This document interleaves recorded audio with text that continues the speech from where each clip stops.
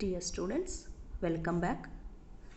భారతీయ reserve bank విధులలో మనం currency నోట్ల జారీ, ప్రభుత్వ బ్యాంకర్గా వ్యవహరించడం వంటివి ముందు తరగతిలో చూసి ఉన్నాం. దాని కొనసాగింపులో భాగంగా మరిన్ని విధులను ఈరోజు తరగతిలో తెలుసుకుందాం. బ్యాంకర్లకు బ్యాంకర్గా లేదా బ్యాంకులకు బ్యాంకుగా వ్యవహరించడం, బ్యాంకుల పర్యవేక్షణ అధికారిగా పనిచేయడం రిజర్వ్ బ్యాంకు యొక్క మరొక ముఖ్యమైన విధి. దేశంలో ఉన్న వాణిజ్య బ్యాంకులన్నింటికీ నాయకత్వం వహిస్తూ వాటి యొక్క వ్యవహారాలను లేదా వాటి యొక్క కార్యకలాపాలను సరియైన మార్గంలో నడిపేందుకు దోహదపడుతుంది రిజర్వ్ బ్యాంకు. భారతదేశంలోని షెడ్యూల్ బ్యాంకులు లేదా షెడ్యూల్ వాణిజ్య బ్యాంకులకు బ్యాంకరుగా ఇది పనిచేస్తుంది. వాణిజ్య బ్యాంకులు రిజర్వ్ బ్యాంకులో తమ ఖాతాలను నిర్వహిస్తాయి. అందువలన వాణిజ్య బ్యాంకులు వాటి యొక్క డిపాజిట్లలో 3% మేరకు నగదును రిజర్వ్ బ్యాంకులో రిజర్వ్గా ఉంచాల్సి ఉంటుంది. 1962కు పూర్వం నగదు రిజర్వ్ నిష్పత్తి 5%గా డిమాండ్ డిపాజిట్లపై, అదేవిధంగా టైం డిపాజిట్లపై లేదా కాలపరిమితి డిపాజిట్లపై 2%గా ఉండేది. కానీ ఈ నిష్పత్తి కనీసం 3% తప్పనిసరిగా నిర్వహించాల్సి ఉంటుంది. ఈ రకంగా బ్యాంకులకు తమ డిపాజిట్లలో, వాణిజ్య బ్యాంకులు తమ డిపాజిట్లలో కొంత శాతం మేరకు రిజర్వ్ బ్యాంకు వద్ద ఖాతాల రూపంలో రిజర్వ్గా ఉంచి నిర్వహించడం వలన వాటికి అవసరమైనప్పుడు, వాటికి కష్టకాలంలో వాటి ఆర్థిక అవసరాలను తీర్చడానికి రిజర్వ్ బ్యాంకు ఉపయోగపడుతుంది. వాణిజ్య బ్యాంకులకు క్లియరింగ్ ఏజెంట్గా కూడా రిజర్వ్ బ్యాంకు పనిచేస్తుంది. బ్యాంకులకు అర్హత కలిగిన బిల్లులను డిస్కౌంట్ను చేసుకుంటూ వాటికి ఆర్థిక సహాయాన్ని అందిస్తుంది. అంటే వాణిజ్య బ్యాంకులు డిస్కౌంట్ చేసుకున్న బిల్లులను తిరిగి డిస్కౌంట్ చేసుకోవడం ద్వారా, అంటే రీడిస్కౌంట్ చేసుకోవడం ద్వారా వాణిజ్య బ్యాంకులకు అవసరమైన ఆర్థిక సహాయాన్ని రిజర్వ్ బ్యాంకు కల్పిస్తుంది. బ్యాంకులకు అంతిమ రుణదాతగా వ్యవహరిస్తూ వీటిపైన ఆధారపడే వాణిజ్య బ్యాంకులకు ఆధారాన్ని అందిస్తూ రుణదాతగా వ్యవహరిస్తూ వస్తున్నది. మునుపు పేర్కొన్నట్టు కనీసం 3% నగదు రిజర్వును ప్రతి షెడ్యూల్ బ్యాంకు 1949 సవరణ చట్టం ప్రకారం నిల్వగా ఉంచాల్సి ఉంటుంది. ఒకవేళ అవసరం అనుకుంటే ఈ నిష్పత్తి శాతాన్ని 15 వరకు పెంచే అధికారం భారతీయ రిజర్వ్ బ్యాంకుకు ఉన్నది. అంతేకాకుండా బ్యాంకింగ్ నియంత్రణ చట్టం 1949లోని అనేక సవరణలపై ఆధారపడి బ్యాంకులపై, అంటే వాణిజ్య బ్యాంకులపై పర్యవేక్షణ, నియంత్రణ చేసే అధికారం కూడా రిజర్వ్ బ్యాంకుకు ఈ చట్టం అప్పగించడం జరిగింది. అందులో భాగంగా బ్యాంకులకు లైసెన్సులను జారీ చేయడం, బ్రాంచీలను స్థాపించేందుకు అనుమతినివ్వడం, బ్యాంకు ఆస్తుల ద్రవ్య పనిని నిర్వహించడం లేదా నిర్వహణ తీరును పరిశీలించడం, బ్యాంకులను సంయోగం చేయడం, పునః నిర్మాణాన్ని చేపట్టడం, బ్యాంకులను అవసరమనుకుంటే పరిసమాప్తి చేయడం, బ్యాంకులను తనిఖీ చేయడం వంటి నియంత్రణ చర్యలన్నీ ఈ 1949వ చట్టం రిజర్వ్ బ్యాంకుకు అప్పచెప్పడం జరిగింది. ఇలా బ్యాంకర్లకు బ్యాంకుగా వ్యవహరిస్తూ అర్హత కలిగిన బిల్లులను రీడిస్కౌంట్ చేసుకోవడం ద్వారా రుణదాతగా సహాయాన్ని అందిస్తూ, సెక్యూరిటీలకు హామీలుగా రుణాలను ఇస్తూ, అడ్వాన్సులను మంజూరు చేస్తూ, షెడ్యూల్ బ్యాంకులకు ఆర్థిక సహాయం అందించడమే కాకుండా అవసరమైన పర్యవేక్షణను తనిఖీని కూడా చేపడుతూ రిజర్వ్ బ్యాంక్ వాణిజ్య బ్యాంకు పైన పనిచేస్తూ బ్యాంకర్లకు బ్యాంకుగా వ్యవహరిస్తూ ఉన్నది.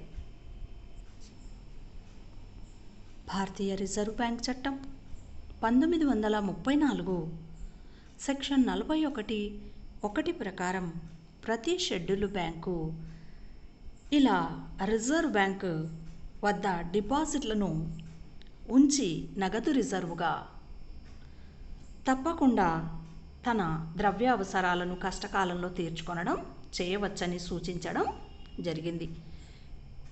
అంతేకాకుండా క్లియరింగ్ హౌస్ సౌకర్యాన్ని కూడా వాణిజ్య బ్యాంకులకు బ్యాంకర్గా వ్యవహరిస్తూ రిజర్వ్ బ్యాంకు కల్పిస్తుంది. ఇందులో భాగంగా వాణిజ్య బ్యాంకులకు కేంద్ర బ్యాంకులు అందించే ముఖ్యమైన సౌకర్యమే ఇది. క్లియరింగ్ సౌకర్యం ద్వారా ఖాతాదారులు రాసే వివిధ చెక్కులను, చెల్లింపులను సర్దుబాటు చేయడం కోసం రిజర్వ్ బ్యాంకు కొన్ని శాఖలను ఉంచి కృషి చేస్తూ ఉన్నది. శాఖలు లేని చోట బ్యాంకు తన ఏజెంట్ల ద్వారా ఈ క్లియరింగ్ సదుపాయాన్ని అందిస్తూ ఉన్నది.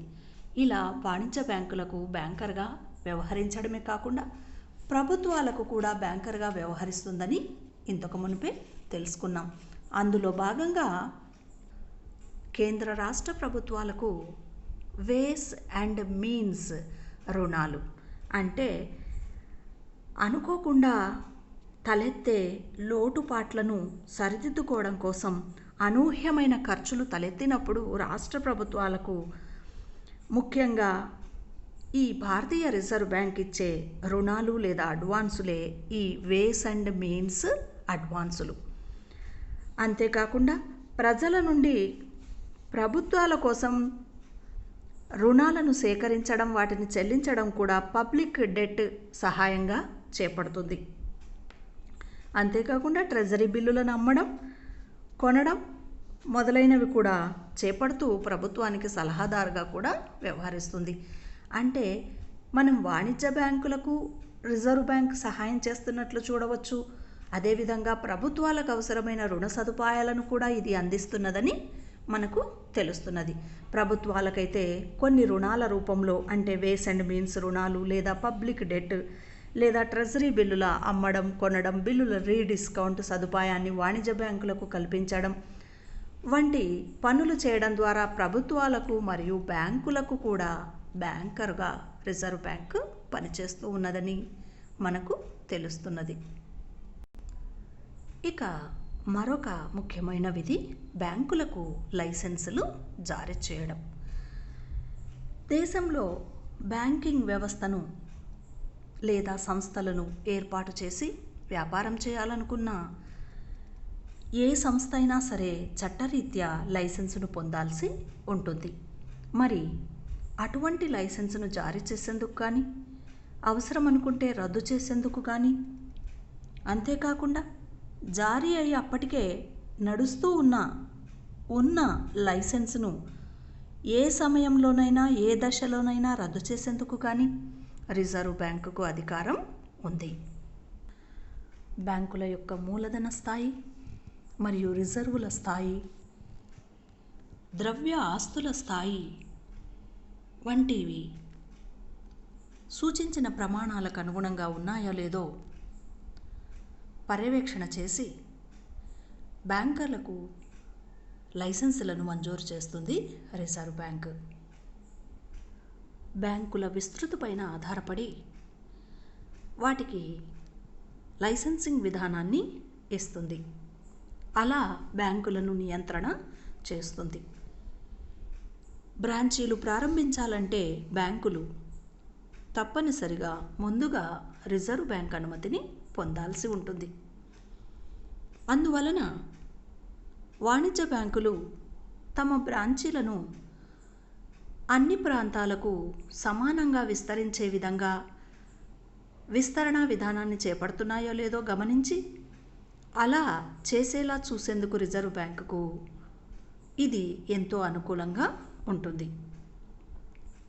వెనుకబడిన ప్రాంతాలలో బ్రాంచీలను స్థాపిస్తున్నట్లయితే వాటికి లైసెన్సులను మంజూరు చేసి వాటిని ఉత్సాహపరచడం ద్వారా రిజర్వ్ బ్యాంక్ లైసెన్సింగ్ విధానాన్ని సక్రమంగా క్రమబద్ధీకరించడం చేస్తుంది. ఆ విధానాన్ని పాటిస్తూ బ్యాంకులపై నియంత్రణను కూడా కలిగి ఉంటుంది. ఈ రకంగా ప్రాంతీయ అసమానతలను కూడా బ్యాంకుల విషయంలో తగ్గించేలా చూస్తుంది రిజర్వ్ బ్యాంక్. బ్యాంకులపై తనిఖీ అధికారాన్ని కలిగి ఉండి బ్యాంకుల నిర్మాణ స్వరూపాన్ని గురించి, అదేవిధంగా బ్రాంచ్ల విస్తరణను గురించి, వాటి యొక్క డిపాజిట్ల సేకరణను గురించి, పెట్టుబడుల గురించి, పరపతిని గురించి సమీక్ష చేయడం, లాభాలను ప్రణాళికీకరణ చేపట్టడం, మానవ వనరుల ప్రణాళికలు వంటివి మరియు ప్రాధాన్యతా రంగాలకు బ్యాంకుల పరపతి వినియోగం ఏ మేరకుంది వంటి ఏ అంశం గురించైనా తనిఖీని నిర్వర్తించవచ్చు. అంటే బ్యాంకులు చేస్తున్న ఏ పనిపైనైనా సరే లేదా ఏ కార్యకలాపంపైనైనా సరే రిజర్వ్ బ్యాంకుకు అనుమానం వస్తే, అవకతవకలు ఏమైనా జరుగుతున్నాయని, పనితీరు సక్రమంగా లేదని భావిస్తే బ్యాంకుల పనితీరును సక్రమంగా చేస్తూ వాటి యొక్క సామర్థ్యాన్ని మెరుగుపరిచే విధానంలో రిజర్వ్ బ్యాంకు పనిచేస్తుంది. ఈ రకంగా బ్యాంకులకు లైసెన్సునిచ్చే క్రమంలో భారతీయ రిజర్వ్ బ్యాంకు వాణిజ్య బ్యాంకులపై నియంత్రణను సాధిస్తుంది. మిగిలిన వివరాలు మరొక తరగతిలో చర్చిద్దాం.